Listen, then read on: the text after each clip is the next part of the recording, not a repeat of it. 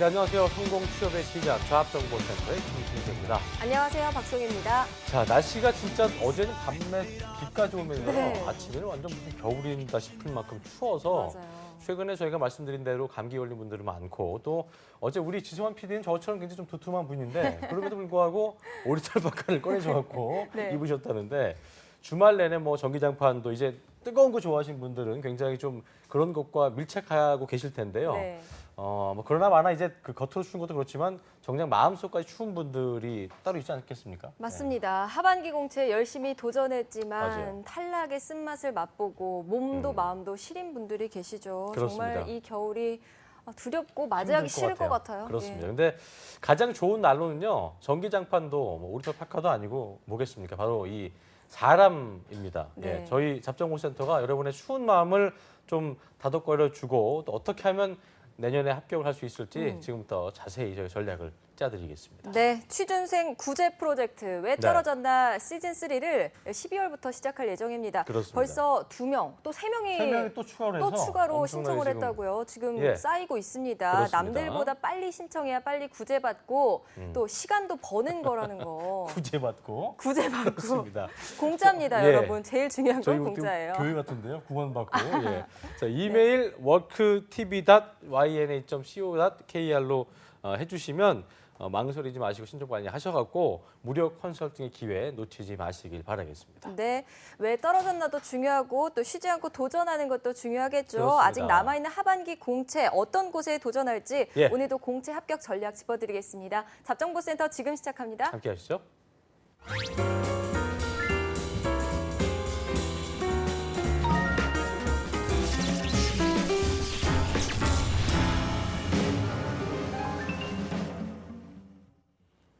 네, 2017년 하반기 공채 이제는 거의 그 막바지에 다다르고 있습니다. 예. 하지만 아직도 남아있는 곳들이 있기 때문에 당연히 지원을 하셔야 후회가 없겠죠. 네, 또 말씀드리지만 역시 끝날 때까지 끝난 끝난 게 게 아닙니다. 아닙니다. 그렇습니다. 가을에 막바지 가을에 역전을 가능하게 해주실 가을의 전설을 만들어 주실 분을 모셨습니다. 아유. 위포트의 홍기찬 강사님 모셨습니다. 어서 오십시오. 어서 오세요. 반갑습니다. 영광입니다. 예. 인간은 독대하는 건 오랜만인 것 같습니다. 예. 이제 좀 시간이 나나봐요. 오래간만에 시간이 나나봐요. 그죠? 이제 조금 삼성 면접이 이제 이번 주 끝나고요. 그러니까 예. SK 면접이 이제 다음 주가 되고 거의 시즌이 이제 맞바지에 치닫고 있습니다. 삼성 면접이 이번 주니까 지금 이번 주가 좀 피크겠네요. 그러니까 면접은 이번 주가 이제 피크고요. 다 저번 주에도 사실 굉장히 많이 받고 그랬구나. 이제 이번 공채가 SK 같은 경우가 제가 보기에는 예전보다 한 일주 정도 좀 딜레이 됐거든요. 그래서 좀 늦게 공채 같은 기업들 면접이 마무리되고 있는 시점이다. 그렇게 생각하시면 되죠. 알겠습니다. 자, 그러면 오늘은 어떤 공채 소개해 주실 건가요? 그러니까 9월 달에 여러분들 열심히 자소서를 이제 부푼 마음으로 써요. 그러니까 네. 그때는 이제 분위기가 좋고요. 10월 달 넘어가면 또 이제 인적성을 보러 가죠. 근데 거기서 이제 인적성 시험에 못 가는 1차 탈락자들이 생기고요. 서류 탈락자들. 그렇죠. 그다음에 11월 달에 이제 면접으로 가니까 면접장까지 못 가는 2차 탈락자들이 생기고요. 그 친구들이 지금 굉장히 힘들어요. 그러니까 지금 네. 면접 막바지까지 못 갔으니까. 그래서 지금 오늘은 이제 롯데 지금 동계 인턴이 지금 떴으니까 네. 이 부분이 이제 여러분들이 또 막바지에 도전해야 될 전환율도 좀 높은 편이기 때문에 적극적으로 보셔야 되거든요. 그래서 방송 보고 남아있는 시즌 어떻게 마무리 지을까 이렇게 좀 판단하시면 되겠죠. 그래요. 네. 전환율도 꽤 높다는 롯데 인턴 어떻게 하면 좋을지 저희가 먼저 롯데 동계 인턴에 대해서 전형을 비롯해서 기본적인 정보들을 김한 캐스터가 자세히 정리해드리겠습니다. 함께 보시죠. 네, 롯데그룹의 2017 동계 인턴십 신입사원 공채 정보 화면으로 자세하게 만나보도록 하겠습니다. 롯데그룹의 동계 인턴 공채 23개의 계열사에서 진행합니다. 식품 부문 6개사, 서비스 부문 2개사, 그리고 이어서 살펴보겠습니다. 유통 부문 8개사, 건설, 제조 부문 3개사 등 다양한 분야의 계열사에서 동계 인턴십을 진행하는데요. 전형 절차 알아보도록 하겠습니다. 네, 서류 접수가 지금 진행 중입니다. 이번 주 목요일 오후 6시에 마감인 점 참고하시고요. 여기 이제 서류 전형에서 합격하게 되면요. LTEP과 면접 전형을 치르게 됩니다. 여기에서 또 합격을 하게 되면 인턴십을 실시하게 되는데요. 인턴 우수자를 선정해서 채용합니다.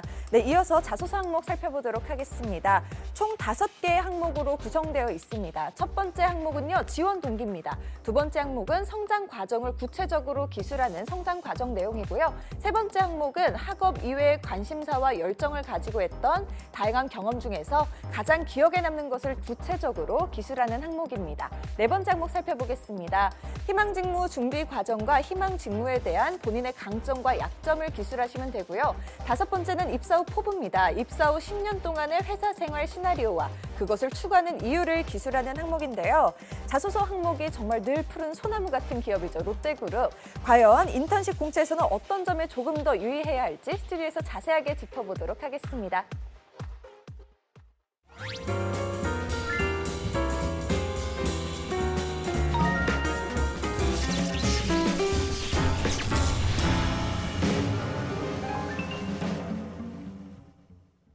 자, 김한 캐스터와 함께 늘 푸른 소나무 같은 네. 롯데그룹에 대해서 인턴십 공채에 대해 자세히 살펴봤습니다. 롯데그룹 23개 계열사, 참 계열사 많은 것 같은데 여기에서 모두 동계 인턴을 모집하는 겁니다. 규모가 꽤 크겠네요, 그죠? 요즘 롯데 이 채용이 상당히 많은 편이에요. 그래서 지금 롯데가 이제 그룹 발표가 2021년까지 약 한 7만 명의 채용 계획도 발표가 됐었고, 그다음에 비정규직도 1만 명을 3년간 정규직화 시킨다. 그래서 채용 플랜을 굉장히 좀 적극적으로 시도하고 있는 기업이고요. 언론에 나온 보도들을 보면 올 하반기 이제 공채가 한 900명 정도. 그러니까 보통 CJ 그룹 정도 하나 500에서 600 정도, 하나 그룹도 한 시즌에 한 500에서 600명 정도를 뽑는데 롯데가 900이라고 하면 적지 않은 숫자. 고요. 그렇죠. 이번에 동계 인턴도 약 한 400명 정도 채용 규모가 보도가 됐기 때문에 이번에 좀 꽤 많이 뽑을 것 같습니다. 그렇군요. 네, 좀 더 자세하게 들여다보면 23개 계열사에서 식품 6개 계열사, 서비스 2개, 유통 8개, 건설 제조 3개, 금융 부분 4개사에서 이제 채용을 진행하는데요. 그렇습니다. 다양한 사업 분야의 그 계열사들에서 채용을 진행하기 때문에 어디에 지원할지 또 고민하는 분들도 계실 것 같아요. 잘 골라서 가야 될 것 같아요. 좀 네. 주목해봐야 할 계열사 있을까요? 우선 전 좀 아쉬웠던 게 요즘 롯데 계열사 중에서 제일 뭐 처우라든가 죄송합니다. 비전이라든가 여기가 좋은 파트가 케미칼 파트인데 네. 화학 분야는 이번에 인턴은 좀 열리지 않은 것 같아요. 그 부분은 좀 안타깝고요. 항상 뭐 그렇다시피 롯데가 이제 유통이 상당히 강하고요.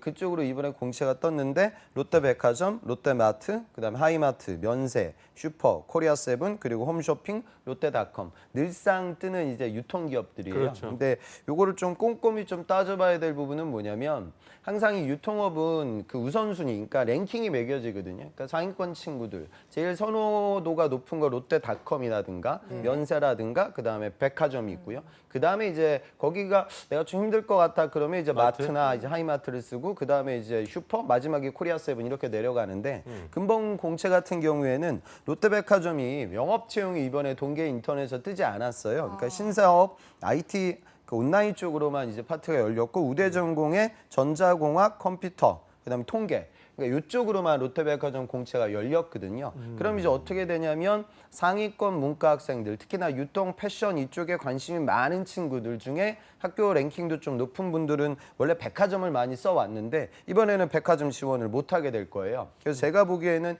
이번에는 마트가 상위권에 올라가지 않을까. 왜 그러냐면 다른 유통기업들은 다 영업직군으로 공채가 열렸는데 마트 같은 경우에는 홈 인테리어 MD, 그다음에 의류 잡화 MD, 식품 MD 이게 MD자 붙게 되면 이제 선호도가 올라가고 네. 또 요거를 따로 준비한 친구들도 있단 말이죠. 그다음에 또 모바일 마케팅, 모바일 MD, UX 이쪽으로 떴기 때문에 제가 보기에는 유통업에서 가장 좀 선호도가 높은 파트가 과거에는 백화점이나 면세 쪽으로 빠졌었는데 지금 면세 산업이 물론 사드 문제가 지금 회복 기기로 그 기준으로 넘어가고 있지만 아직도 좀 상황은 어려운 그렇죠. 상황이기 때문에 네. 마트 쪽에 그냥 상당히 좀 많이 몰리지 않을까. 근데 지금 모집 인원은 다 모든 유통 계열사들마다 롯데닷컴을 제외하고 나서는 두 자리 숫자거든요. 그래서 내가 어디를 좀 써야 될까 이런 생각이죠. 그러니까 마케팅이나 내가 뭐 소셜 커머스에서 MD 인턴을 했다. 안 그러면 마케팅 공모전에 명확한 나의 경험이 있다. 뭐 그런 분들은 모바일 마케팅이나 여기 나와 있는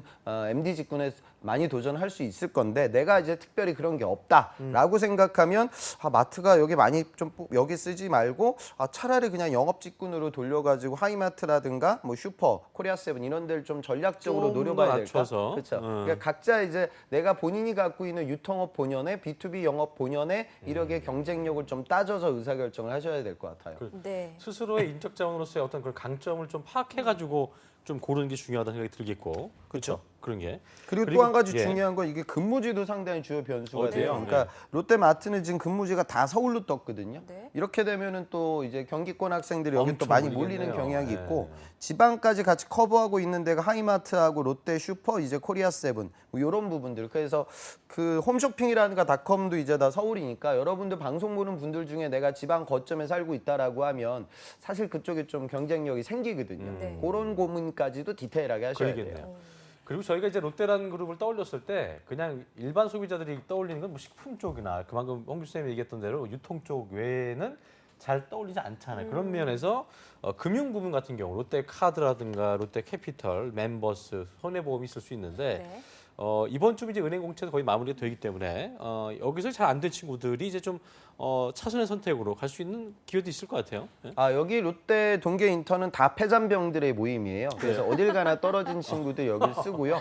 그다음에 이제 저학년들 이제 구직 활동 이제 본격적으로 시작하는 친구들까지 같이 몰린다고 보시면 되죠. 그렇군요. 그러니까 어쨌든 금융 계열사는 어디 쪽으로 좀 이렇게 지원을 더 하는 게 이것도 뭐 아무데나 그냥 하면 되나요? 네 군데 중에? 지금 네 군데인데 롯데카드, 롯데캐피탈, 그다음에 멤버스, 손보, 그다음에 멤버스 이렇게 나뉘거든요. 예, 저 채용 규모는 이제 캐피탈은 좀 한 자리 숫자고 카드하고 이제 롯데 손해보험이 두 자리 숫자죠. 그래서 여러분들 중에 뭐 이렇게 갈 거예요. 그러니까 삼성생명과 삼성화재 지사 떨어진 친구들은 당연히 롯데 손해보험을 쓸 거고요. 그다음에 삼성카드 떨어진 친구들은 롯데카드를 쓰고요. 그다음에 그 중요한 건 제1금융권 채용이 이번에 상당히 은행은, 많았는데 거기서 밀렸던 친구들은 이제 제일 어찌 보면 금융권 중에서 그러니까 대부분의 금융권이 B2C 영업적인, 그러니까 직접적으로 대면 커뮤니케이션을 진행할 그렇죠. 수 있는 능력을 많이 보는데 그런 부분들을 더 많이 보는 파트가 이제 은행 쪽이거든요. 그래서 저는 금융 관련된 전문 지식이나 이런 부분들이 좀 없는 분들이 차라리 롯데카드를 지원하라고 말씀드리는 편이고, 보험 관련돼서 뭔가 이력을 만들었던 친구들, 대외 활동이나 그쪽 인턴을 또 했던 친구들은 롯데 손해보험에 좀 많이 그래요. 도전을 하는 알겠습니다. 편입니다. 예. 자, 저희가 4개 중에 이제 롯데 멤버스도 있는데 멤버스는 롯데 뭐예요? 멤버스는 이게 뭐 어떤 기업인지 회원 관리하는 거예요? 네, 어떤 겁니까? 궁금한데요. 그러니까 롯데도 이제 통합 멤버십 포인트, 그러니까 L포인트를 운영하고 있고요. 그 부분에 대해서 직접적으로 50개 정도 계열사와 관련되는 L포인트 운영을 하고, 여기 지금 뭐 한 회원이 3,600만 정도 회원을 자랑한다 홈페이지에 나와 있으니까요. 지금 롯데하고 신세계하고의 경쟁이 정말 전입가경이에요. 그러니까 지금 스타필드도 그렇고 프리미엄 아울렛 시장에서 어마어마한 경쟁을 하고 있고 온라인 쪽도 마찬가지거든요.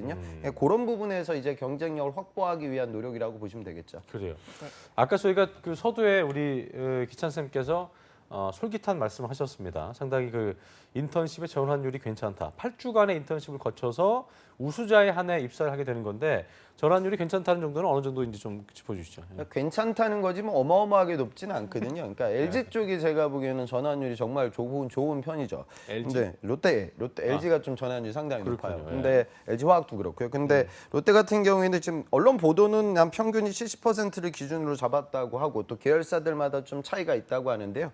제가 보기엔 70%가 제 경험상은 좀 안 되는 것 같기도 하고, 들어가면은 한 절반 정도이지 않을까라고 생각을 하고 열심히 또 인턴 생활에 몰입을 하셔야죠. 그리고 이 부분은 뭐 안 될 수도 있어요. 근데 전환이 안 된다 하더라도 어차피 여러분들 중에 이번 동계 시즌에 내가 인턴을 해가지고 직무 경험을 만들어야지 뭐 이런 친구들이 있거든요. 그분들 입장에선 더 전환이 안 됐을 때도 인턴 경험을 또 마련할 수 있으니까요. 네. 그 지금 보면 항상 이 동계 인턴 관련된 타이밍을 상당히 롯데가 빨리 잡아요. 그래서 인턴을 좀 생각해야 되는 분들이 롯데에 굉장히 많이 도전을 하고 있습니다. 네. 보면 이게 보니까 정규로 된 친구들, 공채도 된 친구들과 이렇게 인턴십 하다가 정규직 전환된 경우 나중에 들어가게 되면 똑같은 거예요? 똑같죠, 뭐. 뭐 크게 뭐 차이는 없습니까? 전혀 차이는 없고요. 근데 이제 인턴 생활을 했던 부분들이 있기 때문에 남들보다 좀 빠르게 적응하긴 하겠죠. 근데 그 끼케 한 2달밖에 안 되기 때문에 의미는 거의 없다고 보시면 되죠. 그래요, 알겠습니다. 궁금한 게 이제 8주간의 인턴십을 경험을 하게 되는데 그 인턴 기간 동안에 정말 실무적인 거를 많이 배워갈 수 있나요? 아니지 않을까요? 2달 동안 뭐 실무를 배운다기보다, 그러니까 유통업 같은 경우에는 그 백화점이나 마트 이렇게 입사하게 되면 백화점의 화려한 이미지 때문에 입사를 하지만 실제로 입사하면 백화점이 별로 그렇게 화려하진 않거든요. 네. 그러니까 주말 근무도 많고 또 내가 고객 아, 응대를 주일이 아니군요. 그렇죠. 그렇죠. 주말에 또 되니까. 일을 맞아요. 하게 될 때가 많죠. 이제 그런 부분들을 적응하지 못하는 친구들이 있어요. 그래서 아마도 롯데 입장에서는 이런 것들 좀 직접 맛보게 하고 또 워낙에 이제 퇴직률이 높으니까 미리 경험하고 전환이 되는 친구들은 흔들리진 않거든요. 네. 그런 부분으로 보신다고. 약간 라이프 밸런스를 중시하는 친구들은 여기에 쓰면 좀 스트레스 많이 받긴 하겠네요. 이렇게 주말 근무 있거나 그런 경우에는 그죠? 그렇죠. 근데 이제 주말 근데 제조업 같은 경우에는 들어가면 이제 삼성전자 같은 데 입사해도 시프트 근무하는 친구도 있고 아하. 3교대 하니까 그거보다는 훨씬 낫죠. 그래요. 네. 알겠습니다. 그럼 쌤 말씀은 이 롯데 동계 인턴십을 그래도 누구나 다 도전해보는 게 좋다라는 입장이세요? 아니면 이런 친구들은 그냥 동계 인턴십은 넘겨도 좋을 것 스킵하라, 같다 뭐 이런 구분이 사례도 있습니까? 있을까요? 그러면 현실적으로 이런 거죠. 예. 그러니까 내가 아주 취업 경쟁률이 거의 극강이다. 네. 그러니까 예를 들어서 이제 우선 공대외하고 이공계인데 이제 스카이 정도 기계과나 전자 전공을 해가지고 이번 시즌에 삼성전자는 현대자동차를 이제 타겟팅했는데 그 면접에서 떨어졌거나 네. 아니면 이제 인적성에서 안 됐다. 그리고 내가 인턴 경험이 이미 있기 때문에 부가적인 인턴 경험을 만들 필요는 나에게 없다. 그러면 나의 타겟이 SK 하이닉스라든가 삼성전자 메모리 사업부로 정확하게 타겟팅을 했는데 뭔가 이 좀 공백 기간을 뭐라도 해야지라고 들어가서 난데없이 무슨 롯데 정보통신이나 롯데 백화점에 들어가서 1억을 만들면 그 2억을 이제 18년 상반기 정말 중요한 타이밍에 써먹을 수도 없거든요. 네. 네, 그런 분들이라고 하면 좀 배제해야 되는데 이런 친구들은 아주 극소수고요. 현실적으로 아까 제가 말씀드린 대다수의 우리 패전병들은 여기를 다 써야겠죠. 알겠습니다. 패션병이라고 이렇게 해야 돼요.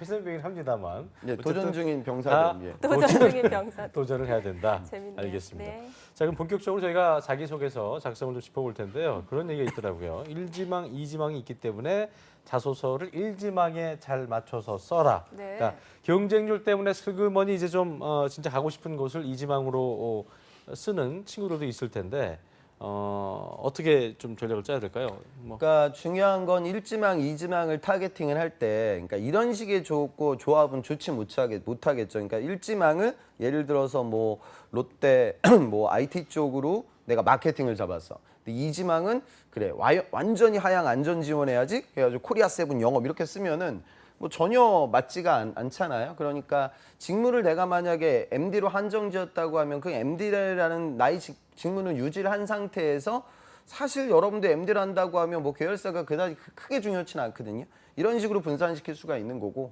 영업이라는 중심을 잡았으면 영업으로 여러분들이 소비자 영업이나 유통 영업을 할 때 나는 꼭 마트를 해야지, 나는 꼭 백화점을 해야지 사실 이런 건 없어요.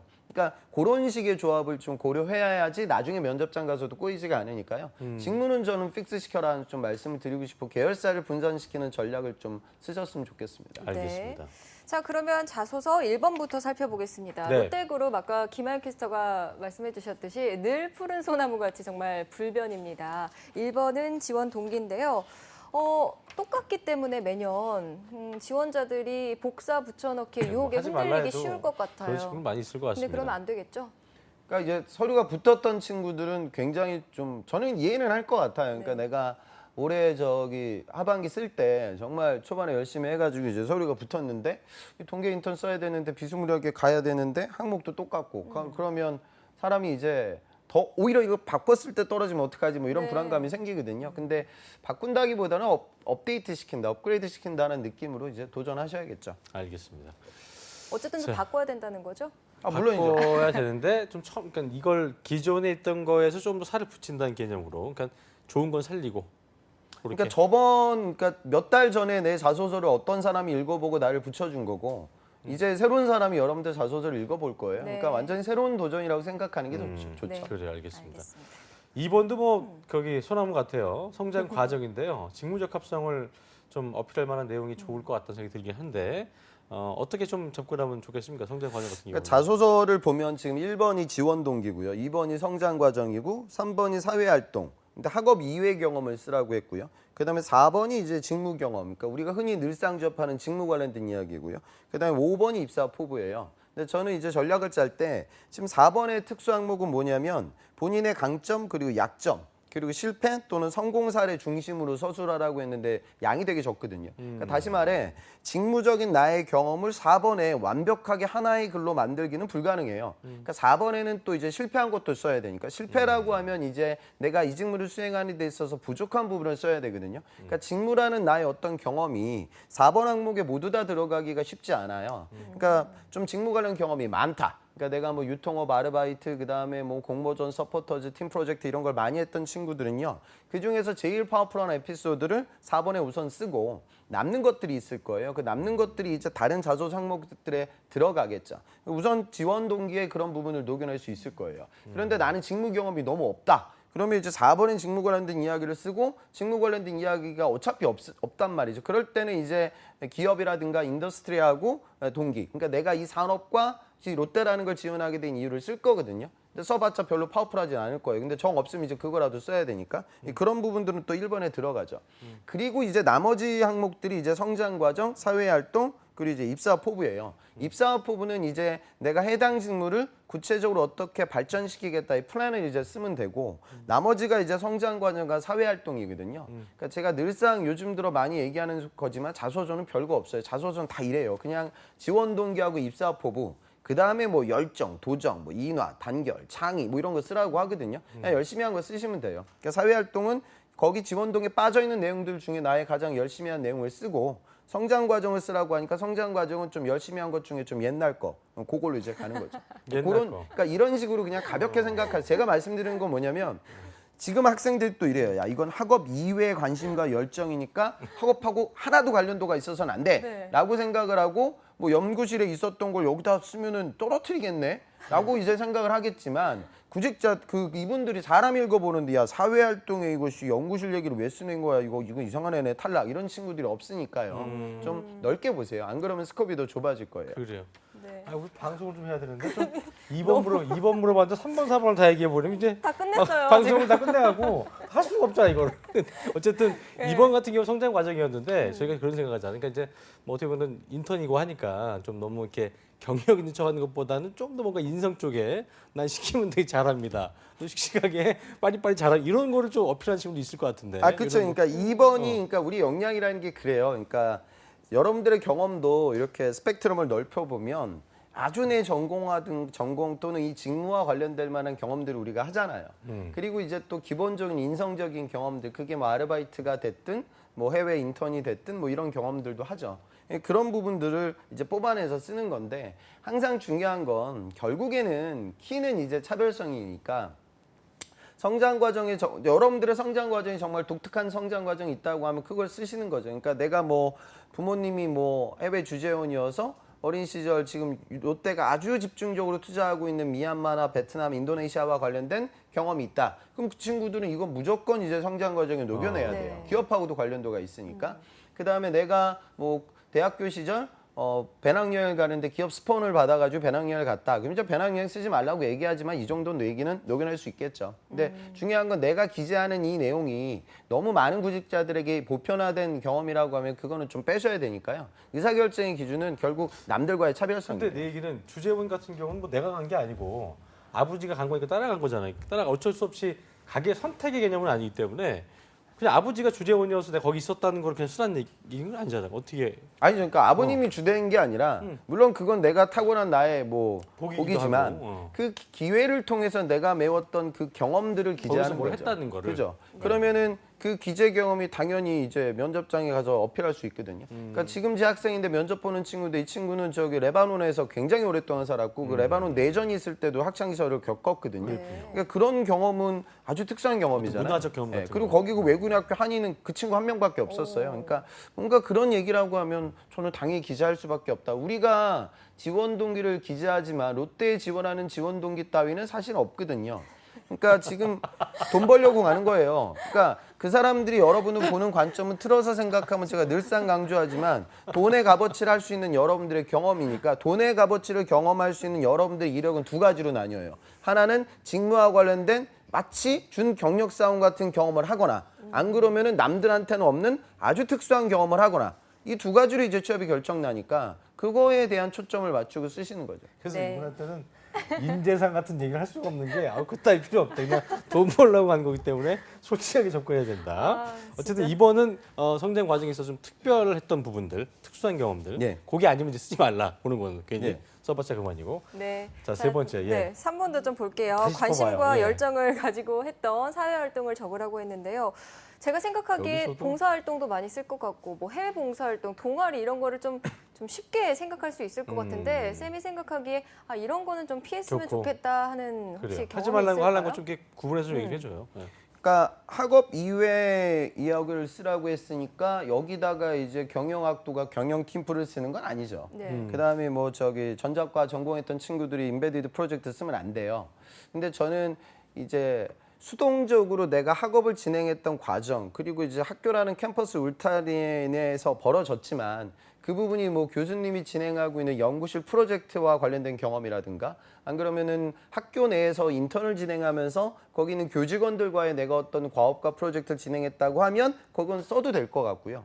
그다음에 여기서 요구하고 있는 건 이제 취지는 학교 울타리를 완전히 벗어나는 거니까 당연히 뭐 여기다가 인턴을 했던 친구들이 인턴을 쓸 거고 물론 롯데 인턴인 인턴을 하는 거니까 과거의 인턴 경험을 메인으로 쓰는 걸 그렇게 추천하진 않지만 뭐 그 경험이 또 해당 직무와 관련성이 높다 하면 이제 쓸 수 있을 것 같아요. 근데 이제 학업 외로 이제 여러분들이 흔하게 바로 떠오르는 건 이제 동아리라든가 뭐 국토대장정 봉사활동 이런 내용들인데 그 여러분들 봉사활동 취업하려고 하는 게 아니기 때문에 물론 적을 수는 있지만 저는 가급적이면 좀 후순위로 빼고 컨텐츠의 의사결정을 했으면 좋겠어요. 그리고 오늘 제가 말씀드리는 부분은 인재상이 안 중요하다. 저는 안 중요하다고 사실 생각을 해요. 그러니까 인재상이 별로 그렇게 차별성이 없거든요. 근데 완전히 배제하라는 건 아니기 때문에 그 인재상이라는 뭐 울타리 내에서 컨텐츠의 접근을 차별화시켜라. 제 메시지는 그렇게 드리고 싶어요. 그래요. 네. 알겠습니다.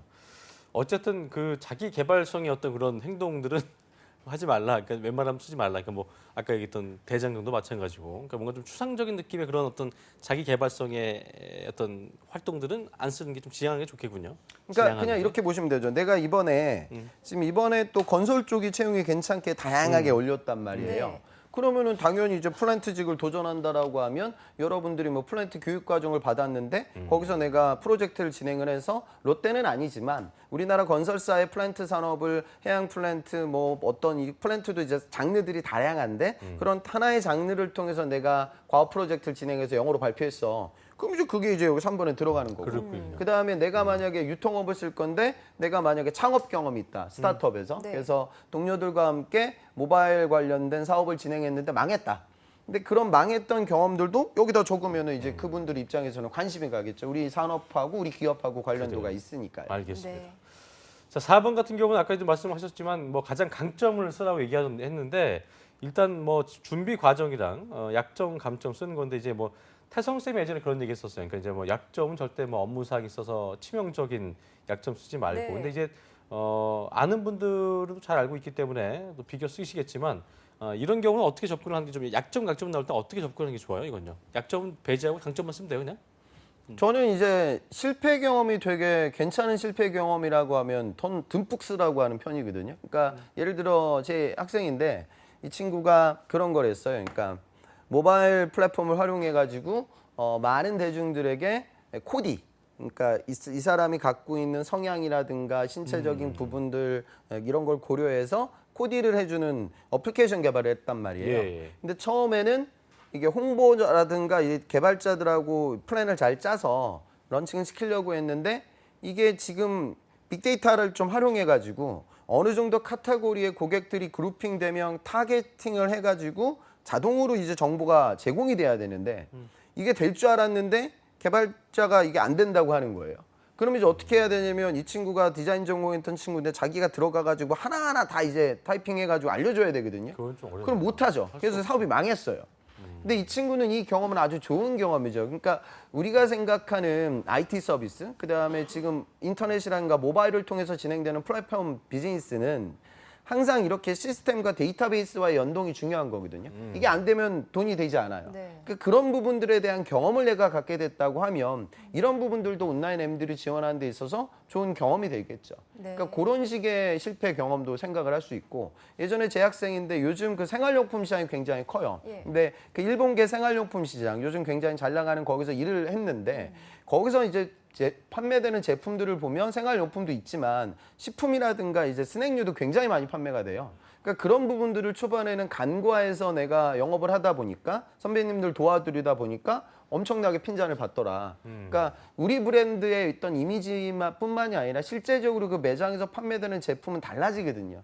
그런 부분들을 내가 발로 느꼈다라고 하면 영업에 대한 어떤 선입견을 내가 깼던 경험 그것도 이제 뭐 내가 과거 실패이지만 그 해당 직무를 수행하는 사람들 입장에서는 괜찮은 경험을 한 거거든요. 네. 그러니까 실패를 꼭 내가 지우고 성공했던 이력만 적으라고 한다기보다 그 경험을 통해서 내가 배웠던 배움을 좀 서술하기 위해서 글을 작성했으면 좋겠습니다. 그래요. 네. 꼭 너무 글자 그대로 강점 약점이라기보다는 내가 어떤 과정을 통해서 네. 얻었던 경험들 그런 것들을 녹이는 게 중요하지 않나 네, 생각이 되네요. 스무스하게. 예, 그렇습니다. 자, 이제 마지막 5번 항목 살펴보겠습니다. 예. 입사 후 포부인데요.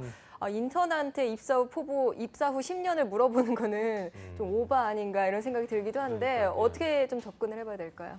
그러니까 남들하고 좀 다르게 써야 될 텐데 다들 이렇게 쓸 거예요. 이것도 10년으로 잡아놨으니까 뭐 인턴 8주 동안은 뭘 어떻게 한다. 그다음에 뭐 입사 후 1년 차, 그다음에 뭐 3년 차, 그다음에 뭐 5년 차, 그리고 이제 10년 어떤 차. 직급의 성장을 얘기해요? 그렇게 얘기하나? 그냥 뭐 특별히 할 얘기 없으니까 이제 그리고 요즘 뭐 합격 자소서도 있고 뭐 저 이런 저 같은 네. 사람들 강의도 하고 막 그러잖아요. 그럼 이제 그거 보고 이제 아 그래 저렇게 좀 써야겠나 보다 이렇게 써요. 하는구나. 근데 이제 저는 근데 그렇게 안 썼으면 좋겠어요. 그러니까 뭐 그렇게 쓰실 분들은 그렇게 가셔도 정말 내가 시계열로 나의 플랜을 정확하게 제안할 수 있는 계획이 나에게 있다고 하면 그렇게 쓰시고요. 근데 저는 그거보다는 좀 모듈 단위로 나눠서 이야기를 했으면 좋겠어요. 그러니까 업을 우리가 시계열로 진행되는 업무도 있지만 나의 업의 성격도 달라지거든요. 그러니까 내가 만약에 건설 시공을 한다라고 하면 처음에는 시공 공법도 알아야 되고 현장에서 하청업체들과의 업무 조율도 중요하고 설계 엔지니어들과의 협업도 중요하고 나아가서는 설계 엔지니어들에게 설계안을 도출하는 클라이언트들의 요구사항도 알아야 되고 건자재 진행되고 있는 건자재 입고 관리도 해야 되고 그러니까 내가 시공이라는 걸 하나의 시공, 그러니까 건설 시공이 아니라 그 시공도 유닛별로 나뉜다고요. 그러니까 내가 만약에 영업을 한다 하더라도 그 영업은 영업 데이터 관리도 해야 되고 그다음에 DB 관리라는 걸 활용해 가지고 미래의 수요도 예측해야 되고 그다음에 이 패션 유통 이쪽은 트렌드에도 되게 예민하게 반응하죠. 그 계절적 특징이라든가 트렌드를 따라갈 수 있는 안목도 필요하죠. 그러니까 내가 이 직무를 수행할 수 있는 그 접근법을 세그멘트하고요. 그거에 맞춰서 내가 앞으로 이런 부분은 어떻게, 이런 부분은 어떻게. 요게 3년, 5년, 7년보다 오히려 더 효과적일 때가 있거든요. 그러니까 제가 말씀드리는 이 부분은 뭐냐면 결국 차별성이에요. 그러니까 남들과 다르게 나의 입사 포부는 결국 이 싸움이에요. 하우스 싸움. 그러니까 어떻게 잘하겠다라는 얘기를 해야 되는데 그 어떻게를 시계열로 쪼갤 거냐, 직무가 진행되고 있는 거 모듈 단위로 쪼개서 들어갈 거냐, 뭐 이런 식이죠. 그러니까 이런 식의 접근을 어떻게 하죠? 뭐 여러분들 방송 보면서 느낄 거예요. 그러니까 이걸 하기 위해서 직무를 알아야 되는 거예요. 그러니까 직무를 모르면 이 이야기를 할 수 없어요. 그러면 할 얘기가 없으니까 그냥 열심히 하겠다 이렇게 쓰거든요. 그럼 이제 떨어지는 거예요. 그러니까 그런 식으로 좀 계획과 노력을 하셔야 되겠죠. 그러니까 직무를 중심으로 직무 전문성을 어떻게 쌓아가겠다 이런 좀 컨셉으로 가면 되는 거예요. 그렇죠. 그게 되게 중요하죠. 이제 세그먼트를 나눠서 결과적으로 좀 멀티를 하겠다는 또 너무 또 과장이 되면 안 될 거 아니에요, 그죠? 너무 과장돼서 근데 그 멀티가 아니라 이것도. 모든 일은 그렇잖아요. 네. 그러니까 승재 씨가 하고 있는 지금 앵커라는 직군도 시사 트렌드를 확인하기 위해서 신문도 많이 읽으셔야 될 그렇죠. 거고 그다음에 이제 그런 시사적인 정보는 아주 좀 그때그때 타이밍에 맞춘 이슈들이기 때문에 기본적인 정치라든가 경제 관련된 서적도 본인이 읽어야 되고 그다음에 내가 언변이라는 걸 더 강화시키기 위한 노력도 이루어져야 되고 오늘 인터뷰가 있다고 하면 인터뷰하는 사람의 사전 조사도 이루어지잖아요. 그러니까 앵커라는 것도 이런 식으로 다 쪼개지거든요. 예. 그러면 앞으로 내가 앵커로서 업무를 진행하기 위해서 아침에 항상 어떤 신문과 어떤 스크랩이 이루어지고 그다음에 주 단위나 월 단위로는 어떤 독서를 내가 진행할 것이며 진행해야 될 수많은 인터뷰, 그 인터뷰를 담당할 분들의 성향을 알기 위한 노력이 있어야 되겠다. 지금 승재 씨가 이런 식으로 업무를 하고 있을 거예요. 그러니까 이런 식의 접근법으로 내가 업무를 발전해 나아가겠다 이렇게 얘기해야지 저는 훌륭한 앵커가 되겠다. 이렇게 얘기를 하면 솔직히 안 되는 거죠. 네. 비유를 하자면. 직무별로 필요한 것들 하나 좀 그 생각을 해서 네. 다 해간 연습을 좀 이제 어떻게 할 이해가 좀 것이다. 되는 것 같아요. 그러니까요. 네. 예. 막연했던 게. 하고 어떻게 해야 된다. 이거를 좀 기억하시면 좋을 것 같고요. 네. 자, 하반기 공채에 이게 그 부익부 빈익빈이 엄청 심했었는데 면접을 예닐곱 군데 보는 친구도 있는가 하면 또 한 군데도 못 보는 분들이 맞아요. 있기 때문에 지금 면접 끝난 친구들이 결국 최종이 안 되면 롯데인터 쓰지 않겠나 이런 생각이 들기도 하는데 뭐 그런 분들 많이 있겠죠? 그런 케이스. 지금 롯데 아까 지금 패션 롯데가 브레이크가 진행 있으니까. 중인데도 여기를 또 쓰려고 하는 친구들도 있고요. 네. 그다음에 면접 결과가 아직 안 나왔단 말이에요. 그러니까 뭐 다 떨어질지도 모르니까 또 여기를 써야죠. 그러니까 그러니까요. 롯데 이 동계 인턴 쉽지 않아요. 그러니까 너무 타이밍이 빨리 오기 때문에 어허. 그런 아주 상위권. 그러니까 지금 뭐 삼성, 현대 면접 기다리고 있는 친구들도 여기에 쓰기 때문에 상당히 어려워질 때가 많습니다. 그래요. 네. 알겠습니다. 자, 이제 마지막으로 롯데그룹 동계 인턴에 예. 지원하는 지원자들에게 신의 한 수 알려주신다면요. 그러니까 지금 아마 되게 그 멘탈이 힘들 거예요. 그러니까 지금 아마 이제 이 바닥은 저기 패거리 문화가 되게 심해서 이제 이미 한 70%가 이 시장을 떠났어요. 정말이에요. 네. 그리고 야, 봐봐. 지금 이번 시즌에 내가 뭐 이렇게 중견기업도 떨어졌는데 롯데 인턴을 내가 왜 써? 어차피 안 될 건데. 이렇게 생각하지 마세요. 그러니까 그렇게 따지게 되면은 공채 규모가 줄어들고 그 이유는 보면 지금 아마 우리 방송 시청률도 9월 대비 엄청나게 떨어져 있을 것 같다는 저는 생각이 들거든요. 그러니까 상당수의 여러분들 경쟁자들이 이미 이 시장을 포기했어요. 그러니까 포기한 친구들이 있으니까 9월보다는 오히려 자조조가 덜 모이거든요. 그러니까 그런 마인드로 좀 적극적으로 임했으면 좋겠습니다. 네, 네. 알겠습니다. 지금까지 리포트의 홍기찬 강사님과 함께 롯데그룹의 2017 동계 인턴십 공채 합격 전략 자세히 살펴봤습니다. 오늘 말씀 고맙습니다. 고맙습니다. 감사합니다. 자, 잠시 후 2부에서는요. 전국각지 생생한 채용 소식 알아보는 시간이죠. 일자리 방방곡곡이 준비되어 있고요. 네, 세계는 넓고 우리 청년들이 희망의 날개를 달 수 있는 해외 취업의 길도 많습니다. 그렇습니다. K무브 준비되어 있습니다. 어디가지 마시고요. 채널 고정.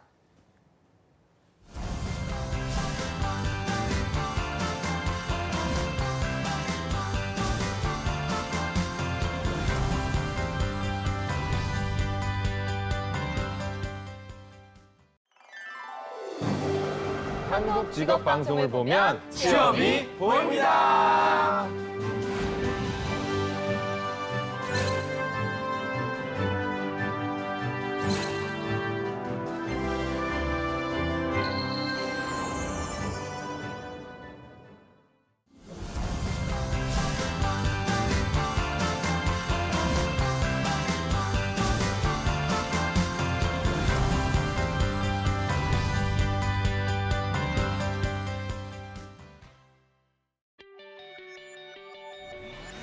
잡정센터 2부에 문 열었습니다. 2부에서는요. 한국을 넘어 전 세계에서 활약하고 있는 청년들을 위한 시간이죠.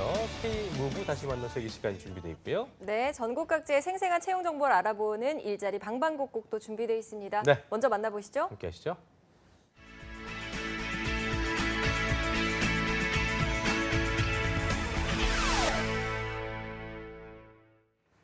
매일매일 전국 각지의 생생한 채용 소식을 알려드립니다. 일자리 방방곡곡, 오늘은 부산으로 먼저 떠나볼 텐데요. 노혜윤 주무관님 연결돼 있습니다. 안녕하세요.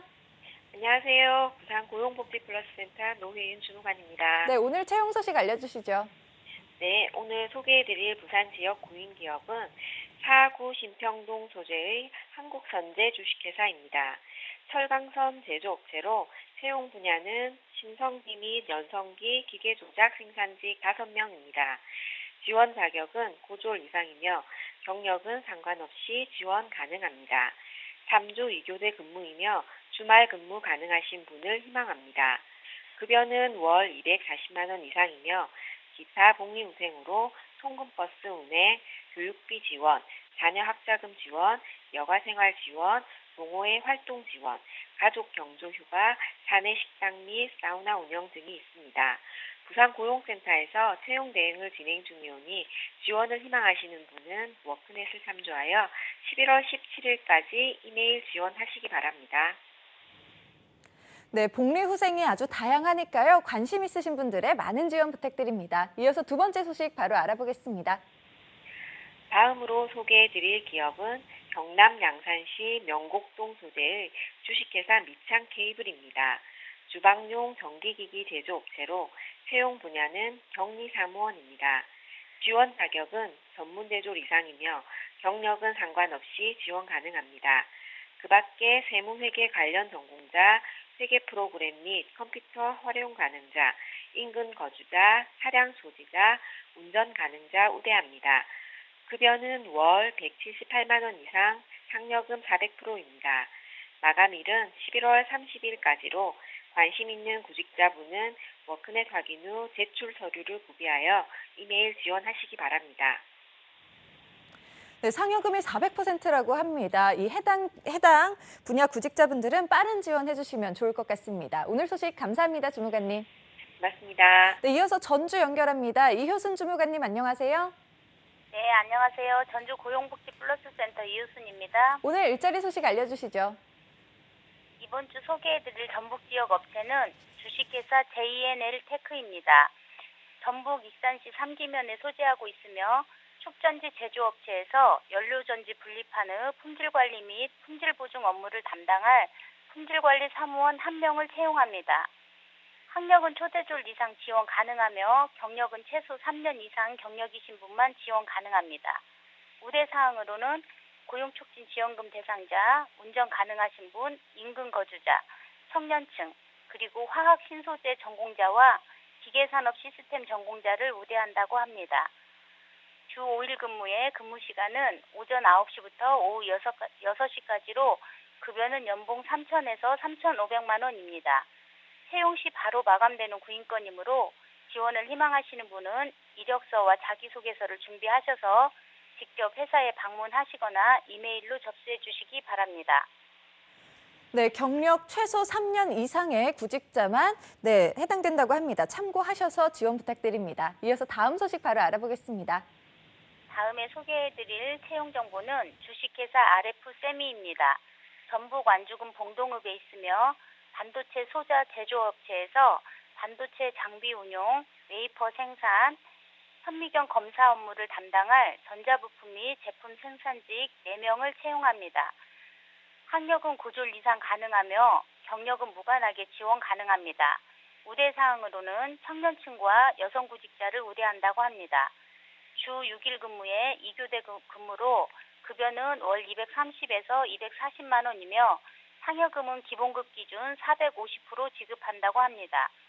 채용 시 바로 마감되는 구인건이므로 지원을 희망하시는 분은 이력서와 자기소개서를 준비하셔서 직접 회사에 방문하시거나 이메일로 접수해 주시기 바랍니다.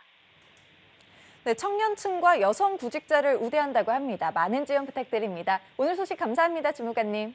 네, 감사합니다. 오늘 일자리 방방곡곡 경남과 전주 지역의 채용 정보 살펴봤습니다.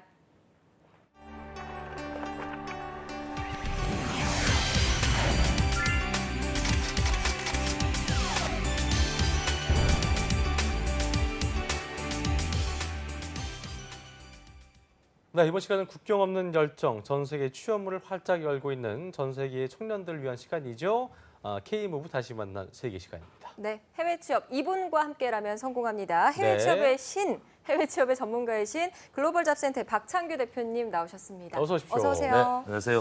반갑습니다. 네, 자, 그리고 안녕하세요. 2부에 도우미 조선 아나운서 자리했습니다. 어서 오십시오. 네, 안녕하세요. 어서 오세요. 조선입니다. 반갑습니다. 네. 자, 또 예. 원래 박 대표님 보통 해외 취업에 성공한 청년들과 같이 나오셨는데 오늘은 다른 분과 청년인 듯 나오셨습니다. 아닌 듯. 예. 네. 자, 반갑습니다. 어서 오시죠. 네, 네, 소개 좀 해주시죠. 네, 안녕하세요. 본 방송을 통해서 저희 대학 학생들이 여러 번 출연하는 것을 봤는데요. 이 자리에 오니까 그 학생들이 참 대단한 일을 했구나라는 생각이 듭니다. 예. 저는 한림대학교 취업진로지원센터 팀장 이석각이라고 합니다. 반갑습니다. 네, 반갑습니다. 팀장이셨어요. 한림대학교 학생들 여기 많이 나왔었잖아요. 그러니까요. 네, 그렇죠. 한림대학교 네. 취업진로센터의 팀장님이 나오셨습니다. 아무래도 취업을 준비한 학생들을 가장 가까이에서 또 자주 뵙는 분이기 때문에 오늘 어떤 이야기 나올지 궁금해지는데요. 그렇습니다. 많은 학생들의 이야기 오늘 들고 나오셨을까요? 어땠을까요? 그렇죠. 이제 제가 이제 우리 팀장님한테 요청을 한번 드렸죠. 예. 네. 팀장님하고 같이 그 작년도부터 준비를 좀 해서 저희가 준비를 하고 계신 방송에서 거군요. 뭐 예. 안내를 몇 번 드렸었는데 저희가 좋은 이제 프로그램들을 많이 만들었죠. 그리고 진짜 우리 성공 사례도 많이 만들었고요. 특히나 저희 작년 기준으로 K무브 사업을 통해서 해외 취업에 성공한 친구들이 4,811명입니다. 와. 예, 근데 뭐 보통 이제 그런 말씀 하시죠. 뭐 우리가 해외에 나가 외국인 노동자 취급받는다라고 얘기를 하시는데 뭐 전문직 종사자, 뭐 관리자급으로 많이 나가셨고요. 특히나 1,000여 명이 넘는 인원이 관광 한대 산업으로 좀 나갔습니다. 관광 네. 한대 산업. 그렇죠. 예, 그래서 오늘 저희 그 한림대학교 취업팀장님하고 또 내년에 또 뭔가의 작전을 지금 또 꾸미고 있는 그렇군요. 중이죠. 네. 이게 관광 환대 산업이 하스피탈리티라고도 하는데 작년에만 1,000명이 넘는 청년들이 이 서비스 산업으로 해외 취업에 성공했다고 하셨는데 결과적으로 박 대표님께서 이 환대 사업 관련해서 해외 취업할 수 있는 정보 있으니까 뭐 얘기를 하신 거겠죠? 예. 그렇죠. 네, 그렇죠. 없으면 안 하죠. 예, 이미 저희 방송을 통해서 한번 안내를 해드렸는데요. 네. 캐나다에서 최대 규모의 그레이트 캐네디언 카지노사에서 카지노 딜러, 예. 그다음에 컨시어지, 뭐 F&B 프론데스크까지 다 해서요. 그리고 요리사까지 해서 한국인 채용의 독점을 받아놨습니다. 그래서 예. 이 사업을 통해서 우리 청년들이 뭐 카지노 딜러로 취업을 할 수도 있겠지만은 보통 우리 이런 하스피탈리티 인더스트리에 있는 친구들이 미래에 또 다른 어떤 다른 곳으로 취업을 하기 위해서 네. 그런 글로벌 역량이나 직무 역량을 만들기 위해서 해외를 많이 도전하거든요. 예. 그리고 단순하게 어학연수보다는 이렇게 인턴이나 취업을 통해서 어학까지 같이 만들어내는 목적성을 두고 있다 보니까 이번 캐나다 카지노 딜러 채용권으로 통해서 우리 청년들의 좀 몸값을 올릴 수 있는 그런 작전을 한번 만들어 보려고 합니다. 그렇군요. 몸값을 올리기 위해서 해외 취업을 통해서 말씀하신 것처럼 글로벌 역량도 키우고 그래요. 직무 역량도 키울 수 있으니까 정말 일석이조가 아닐까 싶은데요. 이 그렇습니다. 경험을 통해서 또 나중에 한국에 와서 또 이용할 수도 있는 거잖아요. 그렇죠. 네. 예, 사실 그 취업 준비하는 학생들이 가장 많이 고민하는 게 경험 부족일 텐데 팀장님 어때요? 학생들 와서 경험 부족에 대해서 많이 고민하죠. 아, 네, 그렇습니다. 지금 취업 시장을 보면 장기적인 불황으로 그 구직자 수는 계속 누적되어 쌓여 있는 상황이고 예. 각 기업들은 현업에서 바로 실무를 담당할 수 있는 인재를 요구하다 보니까 상대적으로 실무 역량을 키울 수 있는 사회 초년생들에게 불리한 상황으로 지금 전개가 되고 트레이닝할 수 있습니다. 없는, 그렇죠. 네. 예, 그렇습니다. 그래서 저희 대학 같은 경우에도 학생들의 인턴십 프로그램에 역량을 집중하고 있는데요. 좀 자랑을 드리자면 저희는 지금 학생 참여 비율로는 전국에서 1위를 차지하고 있어요. 해외 현장 실습 비율이. 예, 그 저력을 바탕으로 지금 박창규 대표님과 함께 해외 취업, 해외 인턴 프로그램도 적극적으로 그거 하신 게 이제 실천하고 있습니다. 결과적으로 이제 국내 취업 같은 경우는 미리 준비하기가 쉽지도 않고 맛보기가 어렵기 때문에 상당히 좀 어려운 친구들을 위해서 하신 걸 텐데 그런 만큼 해외 취업에 대한 우리 학생들의 요청이 좀 많이 있나 보죠, 실제로? 학생들의 요청은 대단히 많았었는데 예. 지금 그 해외 취업을 준비할 수 있는 프로그램들이 예. 보면 해외 취업 설명회라던가 특강 같은 단기성 프로그램이나 아니면 K-무브 스쿨 같이 아주 롱텀 프로젝트가 있어서 학생들의 부담감을 갖고 접근을 하는데 그래서 저희는 저희 학교가 사실은 지금 복수 전공 필수화라던가 전공을 학생이 마음대로 선택할 수 있는 자율 전공 선택제 같이 학생 중심 교육 체계를 구축하고 있습니다. 그래서 학생이 원하는 교과 과정은 언제든 좀 자유롭게 구성할 수 있는 환경이 조성돼 있어서요. 네. 저희들이 우리 학교에 맞는 우리 학생들이 요구에 적합한 프로그램을 좀 맞춤형의 컴팩트하게 구성해서 운영하고 있습니다. 네. 학교에서 이렇게 다양성을 그럼 보장을 학생은? 해주면서 컴팩트하게 그러게요. 취업을 도와주니까 앞으로 더욱더 많은 학생들의 성공 취업을 좀 기대해 보겠습니다. 자, 그럼 이 한림대학교 해외 인턴 또 해외 취업 교과목을 어떻게 운영하고 있는지 조세현 아나운서께서 알려주시겠습니다. 네, 전해드릴게요. 한림대학교에서는 매 학기마다 해외 인턴 및 해외 취업 교과 과목을 운영하고 있습니다. 총 15주차 과정인데요. 매주 한 번씩 국내 최고의 취업 전문가와의 직무 진로 설계 그리고 해외 및 외국계 기업 취업 전략 그리고 어학 교육까지 진행이 되고 있습니다. 네. 특히나 이 교육 과정은요, 박창규 대표께서 직접 본 과정에 참가한 모든 학생들을 1대1로 심층 컨설팅까지 지원해 주신다고 하는데요. 우리 학생들의 맞춤형 성공 취업 전략과 해외 인턴 그리고 해외 취업 알선까지 지원을 하고 있다고 합니다. 그렇군요. 자, 팀장님께 여쭤보겠습니다. 이렇게 해외 취업의 교과 과정을 개설을 하셔갖고 상당히 제가 볼 때는 운영 과정에서 학생들이 반응이 좋을 것 같은데 그렇겠죠? 어떻습니까? 예, 사실 이 교과 과정 개설 초기에는 이렇게까지 좋은 성과가 날 거라고 기대를 예상 못 했었습니다. 못하셨군요. 예. 근데 저희가 지금 박창규 대표뿐만 아니라 심용 뷰로 대표, 양혜연 대표님과 같이 해외 취업 분야의 최고 전문가들을 어렵게 모셔가지고 그분들의 노하우를 최대한 발휘할 수 있도록 교과목을 구성했던 라이브가 것이 좋았군요. 큰 효과를 얻게 됐는데 특히 교과목과 함께 진행하는 박창규 대표님의 1대1 멘토링을 통해서 바로 현지 기업과 연계할 수 있는 그런 잡매칭 기회를 제공하게 됨으로써 성공 사례들이 많이 나왔어요. 이런 성공 사례들을 보고 이 교과목에 참여하지 않은 다른 친구들도 크게 자극을 받고 그래요. 또 자기도 자신감들을 얻게 돼서 선순환 구조를 지금 현재는 좀 갖추고 있는 것 같습니다. 박 대표님 어떤 위압감에만 눌리지 않는다면 단명이 있다면 박 대표님과의 멘토링은 정말 효과가 좋습니다. 그렇지 않아요? 네. 예. 학생들에게는 대단히 친절하시더라고요. 그럼요. 예. 푸근하실 것 예, 같은데요. 그러니까요. 어떻게 네. 되죠? 예, 자랑 좀 해주세요. 아니요, 본인 자랑 돈을 좀. 얼마나 낸다고 이렇게. 그러죠. 근데 우리 청년들이 가장 제일 중요한 게 있죠. 제가 토요일, 일요일 날 주말에도 우리 청년들하고 대구에서 네. 예, 뭐 하루에 한 20명 정도 제가 멘토링 해드렸는데 딴 거 없습니다. 안 쫄고 내가 지금까지 그래요. 이때 동안 잘해왔기 때문에 내가 더 잘할 수 있는 진로, 직무, 방향성만 설계한다면 아직 시간이 있으니까 좀 채워나가면 되죠. 제가 우리 한림대학교 학생들한테 예, 제 진짜 제자 같고 제 동생 같은 친구들한테 줬던 메시지입니다. 예, 그래서 여러분도 하실 수 있습니다. 알겠습니다. 네. 자, 아까 이제 해외 취업 1,000명의 학생들이 이제 현대산업으로 그 그럼요. 취직을 했다라고 말씀하셨는데 한림대에서도 이 캐나다 카지노사 채용을 전략적으로 좀 접근하고 계신 건가요? 지금 비밀인데요, 사실은. 비밀인가요? 비밀이라도 해주셔야 됩니다. 예, 나오셨는데. 박찬규 대표님하고 전략을 지금 짜고 있는 상황이고요. 오. 예, 그 관광 서비스 분야가 단순히 카지노 쪽으로만 확대되는 것이 아니라 국내에서 뭐 각 은행이라던가 백화점이라던가 서비스를 기본으로 할 수 있는 산업군에 뭐 골고루 다 적용할 수 있기 때문에 파급 효과가 대단히 클 거라고 생각을 해서 적극 검토하고 있습니다. 자, 어떻게 접근을 하고 계신지 좀 더 구체적으로 설명해 주신다면?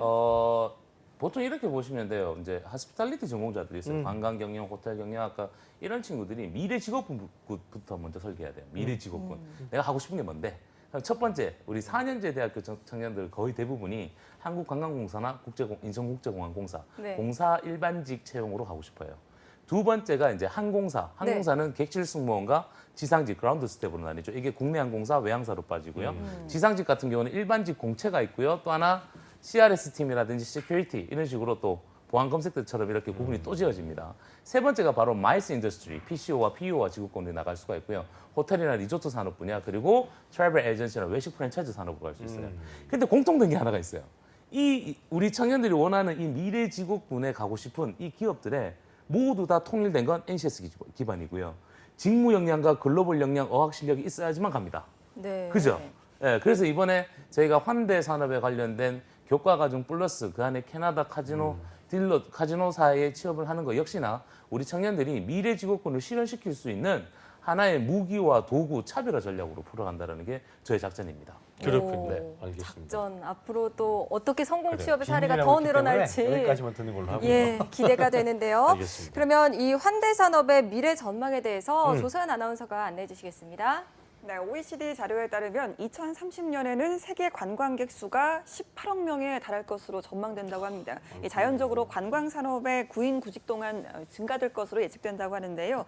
이미 11월 4일과 11일에 서울과 부산에서는 해외 취업 멘토링을 개최했습니다. 그러니까 관광 분야 취업을 희망하는 청년들을 대상으로 국가 또 채용 정보 등 다양한 활동이 있었다고 합니다. 자, 네. 자, 끝으로 우리 한림대학교 취업진로센터 이석각 팀장님께서 취업에 많은 고민을 하고 있는 우리 청년들 또 지금 보고 있는 시청자분들을 위해서 네. 한 말씀 해주시죠. 네. 지금 현재 바로 취업을 준비하고 있는 친구들을 많이 저도 만나고 있는데 대개가 그 자신의 부족한 부분을 채우기 위해서 역량을 쏟고 있습니다. 근데 제가 보기에는 그거보다는 본인이 가지고 있는 장점을 극대화할 수 있는 곳에다가 시간과 역량을 투입하는 것이 훨씬 유리하다고 생각이 듭니다. 그리고 각 대학에서는 여러분들의 성공 취업을 위해서 조직과 전문 인력들이 항상 여러분들을 위해 대기하고 있습니다. 여러분들이 준비한 구슬을 잘 닦아서 빛나는 보석으로 엮어드릴 준비가 되어 있으니까요. 힘드실 때 언제든 찾아주시길 바랍니다. 네. 취업진로센터의 문을 똑똑똑 두들겨 똑똑똑. 봐야겠네요. 그렇습니다. 자, 대표님도 해외 취업의 신의 한 수 말씀해 주시죠. 그렇습니다. 뭐 주말에 토요일, 일요일 날에 시간을 다 할애를 하고 우리 대구, 경북에 있는 우리 청년들을 많이 만났었는데 이미 상반기, 하반기 공채가 끝난 이제 지원에서 다 실패했던 나 어떻게 하는 우리 청년들 앞으로 3학년 2학기예요 지금 이제 4학년을 올라가야 되는데 불안해서 내가 뭘 해야 될지 이런 친구들 2학년 2학기 뭔가 내 몸값을 만들기 위해서 어학연수나 교환학생들 해야 될 것 같은데 저 뭘 해야 될지 모르겠습니다. 왜 모릅니까? 네, 제가 이 친구들한테 이런 얘기했어요. 멘토링. 모른다고 생각하지 말고 자꾸 두드려야 돼요. 왜냐하면 서울, 경기 쪽은 우리가 정보력이 많은데 지방에 있는 친구들 정보력이 네. 약합니다. 맞아요. 그런 경우에는 아까 방금 우리 한림대학교 이석학 팀장님이 말씀하신 것처럼 여러분들 대학에 있는 취업센터에 가신다면 충분히 이런 정보들 많이 받아보실 수가 있고요. 그래요. 대학 내에서도 전문가들과 함께 이루어지는 행사들이 많으니까 조금만 눈 크게 뜨고 귀를 조금만 크게 연다면 여러분 꼭 성공 취업하실 수 있을 것 같습니다. 네. 자, 지금까지 박창규 대표님 그리고 이석각 팀장님, 조선현 세 분과 함께했습니다. 오늘 말씀 고맙습니다. 고맙습니다. 예. 자, 내일도 특집 가을의 전설은 이어지고요. 내일 방송도 많이 기대해 주시고요. 저는 내일 오전에 뵙겠습니다. 여러분 고맙습니다. 고맙습니다.